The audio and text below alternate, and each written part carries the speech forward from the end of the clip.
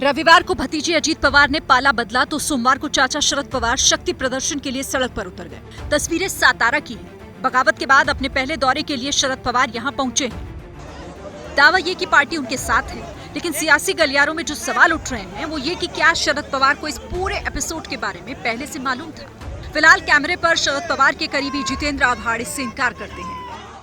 पवार साहब को कुछ मालूम नहीं था। पवार साहब को सभी ने बताया था, साहब हम नहीं करेंगे, साहब हम नहीं करेंगे, साहब हम नहीं करेंगे। और साहब ने हमको ये बताया था कि नहीं जितेंद्र, वो नहीं करने वाले, वो मुझे बोल के गए। और ऐसा इसीलिए क्योंकि इतिहास इसकी गवाही देता है। अजीत पवार साल 2019 में भी बीजेपी के साथ जा चुके हैं। हालांकि 4 दिन बाद ही अजीत पवार चाचा के कैंप में लौट आए थे और पिछले दिनों ये बात खुद शरद पवार कबूल कर चुके हैं कि 2019 में बीजेपी से बात हुई थी। इसीलिए इस बात पर सियासी जानकारों को भरोसा नहीं हो रहा है कि शरद पवार को कल से पूरे घटनाक्रम के बारे में पता नहीं था।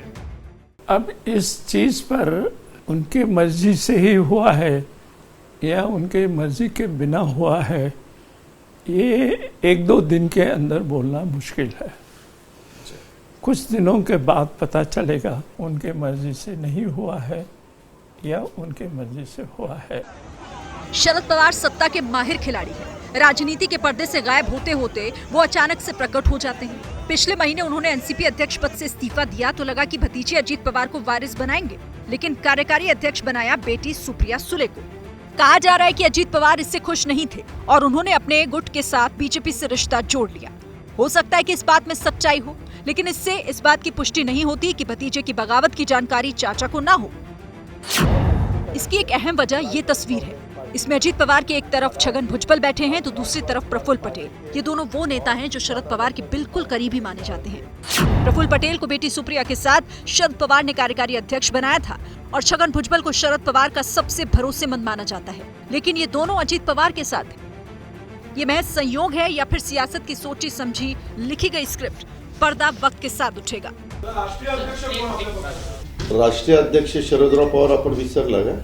फिलहाल न तो शरद पवार का कैंप अजीत पवार के खिलाफ कड़ी टिप्पणी कर रहा है, न अजीत पवार का खीमा शरद पवार पर निशाना साध रहा है। हाँ, कहीं कहीं पोस्टर्स में कालिक पोती गई है तो कहीं से बागियों के फोटो हटा दिए गए हैं। फिलहाल शरद पवार कैंप ने भतीजे अजीत पवार और उनके साथ शपथ लेने वाले मंत्रियों को 5 जुलाई तक का वक्त दिया है। शरद पवार कैंप का दावा है कि अजीत के साथ सिर्फ शपथ लेने वाले विधायक हैं, बाकी उनके साथ हैं।